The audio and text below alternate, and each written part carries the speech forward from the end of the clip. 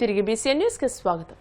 DSC అక్రమాలపై CBI విచారణ జరిపించాలని, అవకతవకలకు బాధ్యత వహిస్తూ విద్యాశాఖ మంత్రి నారా లోకేష్ రాజీనామా చేయాలని మాజీ మంత్రి ఆదిమూలపు సురేష్ డిమాండ్ చేశారు. తాడేపల్లి వైసీపీ కేంద్ర కార్యాలయంలో ఆయన మీడియాతో మాట్లాడుతూ ప్రకాశం జిల్లా కొండపి నియోజకవర్గంలో టీడీపీ నాయకులు చేస్తున్న అక్రమ ఇసుక తవ్వకాలపై కఠిన చర్యలు తీసుకోవడంతో పాటు హైకోర్టు ఆదేశాలు అమలు చేయాలని కోరారు. ఇసుక దోపిడీకి బాధ్యత వహిస్తూ మంత్రి డోలా బాలవీరాంజనేయ స్వామి మంత్రి పదవికి రాజీనామా చేయాలని డిమాండ్ చేశారు. డిఎస్సీ నియామకాల్లో జరిగిన అవకతవకలు, పేపర్ లీకేజీ, స్పోర్ట్స్ కోటా నియామకాల్లో అక్రమాలపై రాష్ట్ర వ్యాప్తంగా యువజన విద్యార్థి విభాగాల ఆధ్వర్యంలో నిర్వహించిన నిరసన ర్యాలీలు విజయవంతమయ్యాయని తెలియజేశారు. స్పోర్ట్స్ కోటాలో నియామకాలు కానివ్వండి, వీటిని నిరసిస్తూ విద్యాశాఖ మంత్రి నారా లోకేష్ రాజీనామా చేయాలి అని చెప్పి చేపట్టినటువంటి ర్యాలీలన్నీ కూడా రాష్ట్ర వ్యాప్తంగా విజయవంతమయ్యాయి.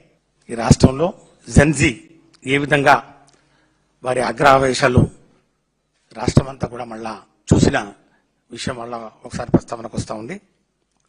వైఎస్ఆర్ కాంగ్రెస్ పార్టీ ప్రజలతో కలిపి ఈ పోరాటాన్ని, ముఖ్యంగా ఈ రాష్ట్ర ప్రభుత్వం, తెలుగుదేశం పార్టీ ప్రభుత్వం టీచర్ ఉద్యోగ కోసం రాత్రింబవళ్లు కష్టపడి శ్రమించి నిరుద్యోగ యువత దేనికోసమైతే ఎదురు చూసిందో వారికి న్యాయం చేయాల్సినటువంటి ఈ ప్రభుత్వం డిఎస్సి లీకులు, డిఎస్సిలో మరి అక్రమాలతో వారి యొక్క భవిష్యత్తును కాలరాసిందని చెప్పి చాలా స్పష్టంగా మరి మేము తెలియజేస్తా ఉన్నాం. ముఖ్యంగా సాక్ష్యాలు, ఆధారాలతోటి మా పార్టీ అధినేత మాజీ ముఖ్యమంత్రి వర్యులు శ్రీ వైఎస్ జగన్మోహన్ రెడ్డి గారు చాలా స్పష్టంగా కూడా ప్రెస్ మీట్ పెట్టి అనేక ఉదాహరణలు, స్పోర్ట్స్ కోటాలో అయితే గోల్డ్ మెడల్, సిల్వర్ మెడల్ వచ్చినటువంటి అభ్యర్థుల్ని సైతం కాదని తెలుగు తమ్ముళ్ళు, మరి ముఖ్యంగా వారి పార్టీకి సంబంధించినటువంటి కార్డును ఈ ఉద్యోగాల్లోకి తీసుకోవాలనే నెపంతో జీవోలను తారుమారు చేసి కొత్త జీవోలను ఇచ్చి వాళ్ళని రిక్రూట్మెంట్ చేసిన తర్వాత మళ్ళీ ఆ జీవోల్ని యథాతథిగా మార్పు చేస్తూ చూపినటువంటి ఆ యొక్క డాక్యుమెంట్స్ అన్నీ కూడా చూపించినా కూడా విద్యాశాఖ మంత్రి ఇప్పటికి కూడా నోరు మెదపట్లేదు. ప్రతిసారి ఏదో ఒక డైవర్షన్ పాలిటిక్స్, మేము అక్కడికి పోయాము, మరి సౌత్ కొరియా పోయాము, లేకపోతే రష్యా పోయాము, ఆ ఉద్యోగాలు తీసుకొచ్చామని చెప్పి విద్యాశాఖలో జరుగుతున్నటువంటి అవినీతి, మరి ముఖ్యంగా రాష్ట్ర యువత జన్జీ ఈరోజు వారి ఆగ్రహవేశాలతోటి ఈరోజు రోడ్డుకెక్కి వారు చేస్తున్న డిమాండ్లు ఏవైతే ఉన్నాయో ఏవి పట్టకుండా డైవర్షన్ పాలిటిక్స్, కేవలం ప్రచారాలతోటి విద్యాశాఖ నడిపిస్తున్నటువంటి ఈ విద్యాశాఖ మంత్రిని తక్షణమే బర్తరఫ్ చేయాలి ముఖ్యమంత్రి గారు. కొడుకని చెప్పి వెనకేసుకోవడం కాదు, సాక్ష్యాలతో ఉన్నాయి. ఇన్ని సాక్ష్యాలు ఉన్నప్పుడు కూడా మీరు మరి వీటిని తప్పు అనుకుంటే, మేము ఓన్లీ రాజకీయ ఆరోపణలు చేస్తున్నామంటే దీన్ని పక్కన పెట్టి మీరు పక్కకు తొలగి ఒక స్వయం ప్రతిపత్తి కలిగినటువంటి ఒక సంస్థ, దర్యాప్తు సంస్థ సిబిఐ తోటి విచారణ జరిపించాలని మేము డిమాండ్ చేస్తున్నాం. కాబట్టి ఈ యువత డిమాండ్లు సాధించే క్రమంలో యువత విద్యార్థుల భాగస్వామ్యాల్లో మరిన్ని రూపాల్లో దేనికైనా మేము సిద్ధం. ఈ ఉద్యమాన్ని తీవ్ర స్థాయికి తీసుకెళ్తామని చెప్పి సందర్భంగా తెలియజేస్తూ, మరి ఈ నిన్న జరిగినటువంటి ఈ ర్యాలీలో పాల్గొన్న యువతకు విద్యార్థులకు అందరికీ కూడా అభినందనలు. అట్లాగే వైఎస్ఆర్ కాంగ్రెస్ పార్టీ ఈరోజు లోకేష్ బాబు చెప్తా ఉన్నాడు, నేను దీనికి ఈ అంశం మీద డిఎస్సిలో అవకతవకలు జరగలేదు, డిఎస్సిలో మరి స్పోర్ట్స్ కోటాలో ఏమి అవినీతి జరగలేదు, పేపర్ లీక్ కాలేదనే అంశం మీద నేను చర్చకు సిద్ధం అంటే ఈరోజు మేమే చెప్తున్నాం. ఇదివరకే మా నాయకుడు మరి పేరి నానిగారు ఒకసారి సవాల్ విసిరారు, దానికి స్పందన లేదు. ఈరోజు పార్టీ ఆదేశాలు ఇస్తే, మా నాయకుడు అనుమతిస్తే ఖచ్చితంగా ఈ చర్చకు, దీని మీద చర్చకు నేను కూడా సిద్ధంగా ఉన్నానని చెప్పి ఈరోజు లోకేష్కు సవాల్ విసురుతా ఉన్నాను. ఈరోజు ఈ అంశాలన్నీ కూడా స్పష్టంగా పాయింట్ బై పాయింట్ ఏవైతే మేము చెప్పడం జరిగిందో, ఇందులో గోప్యత లోపించింది, కాన్ఫిడెన్షియాలిటీ లేదు, ఇందులో ట్రాన్స్పరెన్సీ లేదు.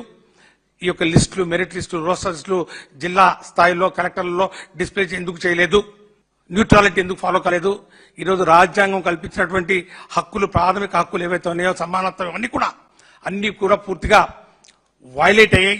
అని చెప్పి సాక్ష్యాలతో మేము చూపిస్తా ఉన్నాం. ఖచ్చితంగా మేము సిద్ధమని చెప్పి మరొకసారి విద్యాశాఖ మంత్రి లోకేష్కు మరి ఆయన చెప్పినటువంటి ఆ యొక్క ఛాలెంజ్కు మేము స్పందిస్తూ మేము కూడా ప్రతి సవాలు విసురుతా ఉన్నాం.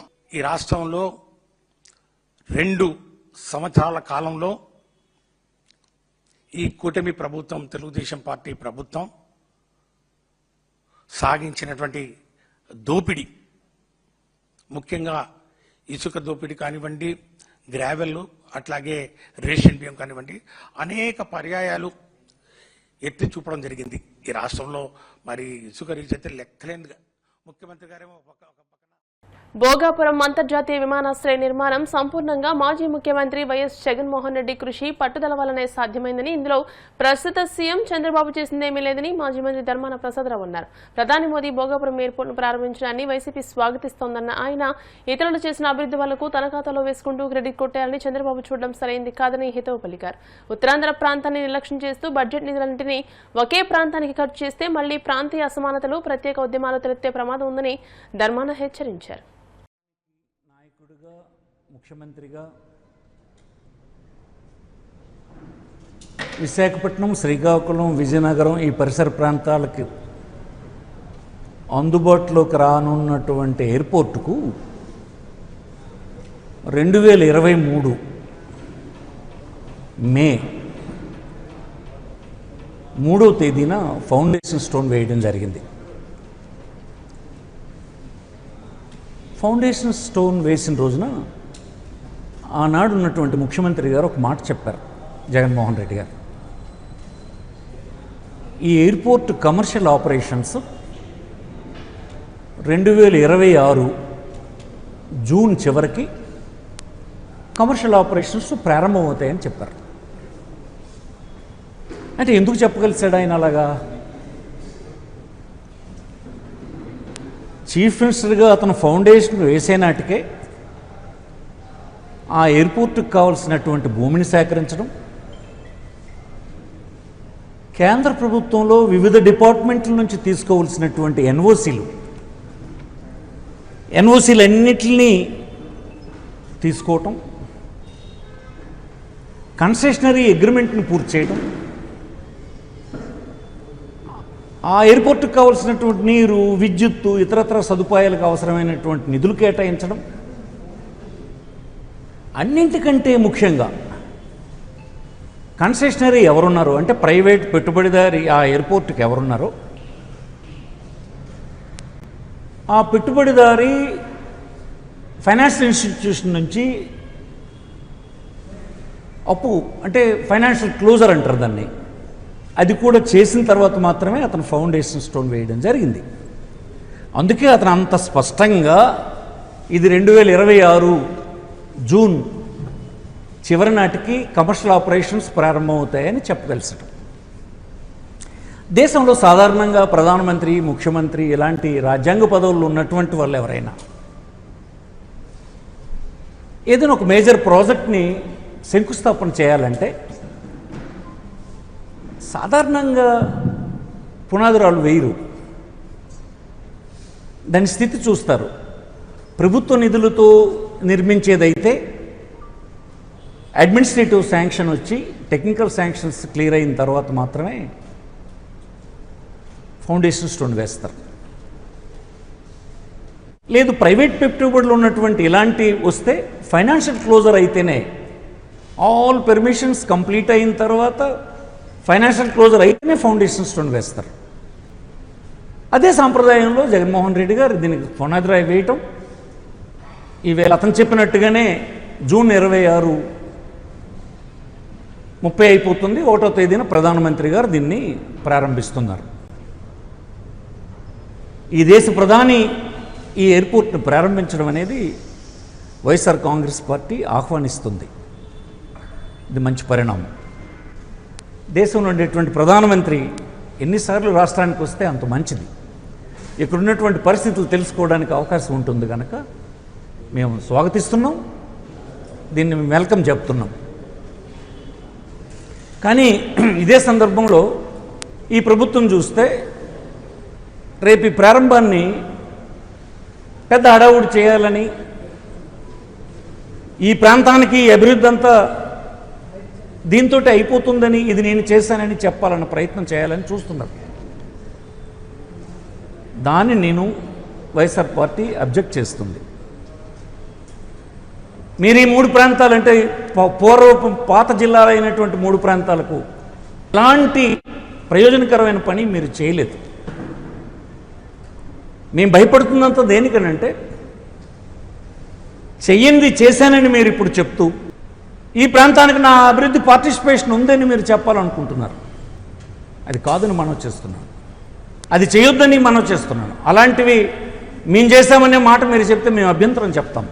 ఇది పూర్తిగా జగన్మోహన్ రెడ్డి గారి ప్రభుత్వం ప్రయత్నం వల్లనే A to Z పర్మిషన్స్ ఒకటి కాదు, ఒక్క రక్షణ శాఖది మీరు 2015 తెచ్చారు.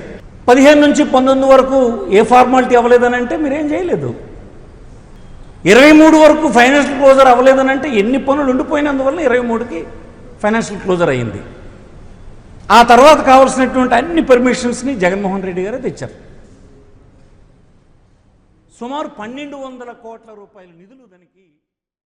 ప్రధాని మోదీ భోగాపురం పర్యటనను అత్యంత ప్రతిష్టాత్మకంగా విజయవంతం చేయాలని విశాఖ జిల్లా ఇన్ఛార్జ్ మంత్రి డోలా బాలవీరాంజనేయ స్వామి పిలుపునిచ్చారు. విశాఖ కలెక్టరేట్ సమావేశ మందిరంలో నిర్వహించిన సమీక్షా సమావేశంలో ఆయన అధికారులకు, ప్రజాప్రతినిధులకు పలు సూచనలు చేశారు. అన్ని శాఖలు పరస్పర సమన్వయంతో పనిచేస్తూ ప్రజలకు ఎలాంటి అసౌకర్యం కలగకుండా రవాణా, ట్రాఫిక్ నియంత్రణ, తాగునీరు, వైద్య సేవలు, భద్రత తదితర అంశాల్లో పకడ్బందీ ఏర్పాట్లు చేపట్టాలని సూచించారు.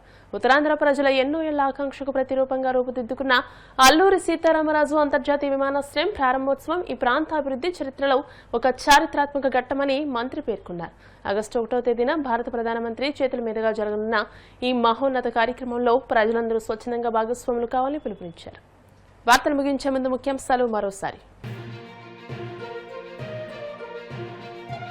పార్టీ గీత దాటితే చూస్తూ ఊరుకునేది లేదన్న టీడీపీ రాష్ట్ర అధ్యక్షుడు పల్లా శ్రీనివాసరావు. అధినేత చంద్రబాబు నిర్ణయాలే అందరికీ శిరోధార్యమని స్పష్టీకరణ.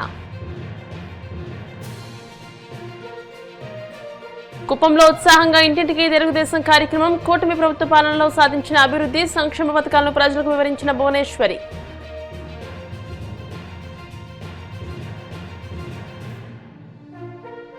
డిఎస్సీ అక్రమాలపై నారా లోకేష్ రాజీనామా చేయాలన్న మాజీ మంత్రి ఆదిమూలపు సురేష్. స్పోర్ట్స్ కోటా భర్తీలో గోల్మాల్పై సీబీఐ విచారణ జరిపించాలని డిమాండ్.